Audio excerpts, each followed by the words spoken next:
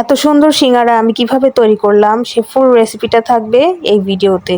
তো ফার্স্টে আমি আটার ভিতর কালো জিরা, পরিমাণ মতো তেল দিয়ে দিলাম।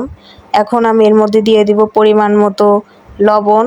পরিমাণ মতো ইচ্ছা হবে, বেশি দিলে আবার খাওয়া যাবে না, কারণ ভিতরে আলুর পুর থাকবে, তো সেটাতেও লবণ থাকবে, তো সেই ব্যালেন্স হিসাবে আপনারা আপনাদের মতো করে দিয়ে দিবেন। তো এখন আমি সব কিছু ভালোভাবে মিক্স করে নিব।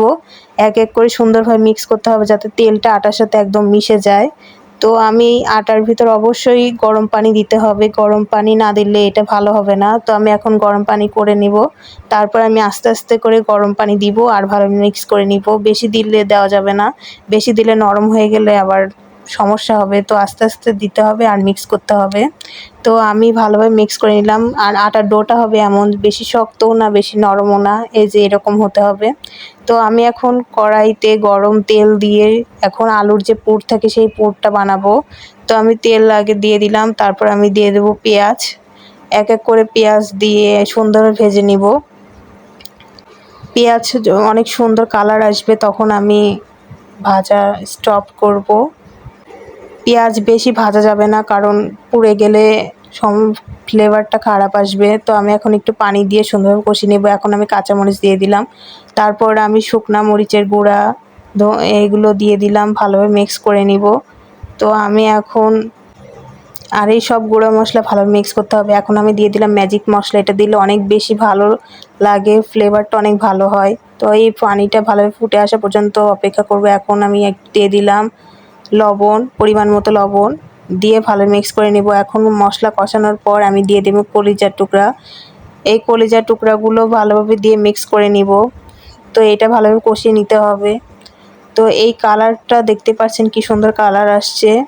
তো এটা ভালোভাবে ভাজতে হবে। এরপর দিয়ে দিব আমি আলু। আলু দিয়ে একটু কষিয়ে নিতে হবে।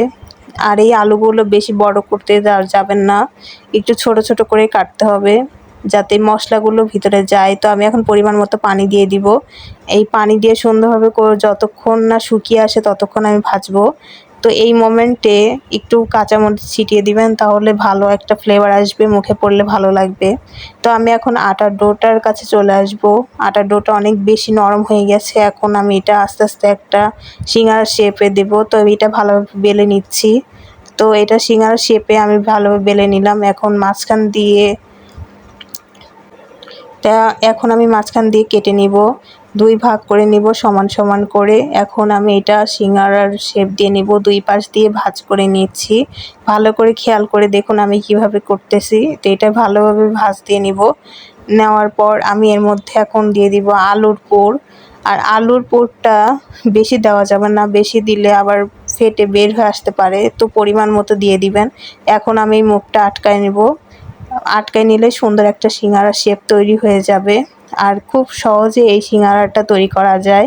দেখতে পাচ্ছেন আমার একটা সিঙ্গারা তৈরি হয়ে গেল। আমি এক এক করে অনেক সিঙ্গারা তৈরি করে ফেলেছিলাম, অনেকগুলাই সিঙ্গারা হয়েছিল। তো এই হচ্ছে আমার সিঙ্গারার ফাইনাল লুক। এখন আমি ভেজে নিব।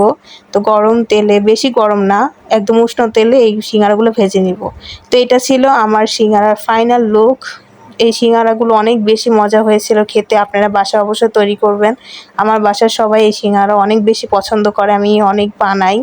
তো আমি এখন মাঝখান দিয়ে ভেঙে আপনাদেরকে দেখাচ্ছি এটা কতটা ক্রিসপি হয়েছে, আর অনেক সুন্দর হয়েছিল টেস্ট। তো এটাই ছিল আজকের ভিডিও। আল্লাহ হাফেজ, থ্যাংকস ফর ওয়াচিং।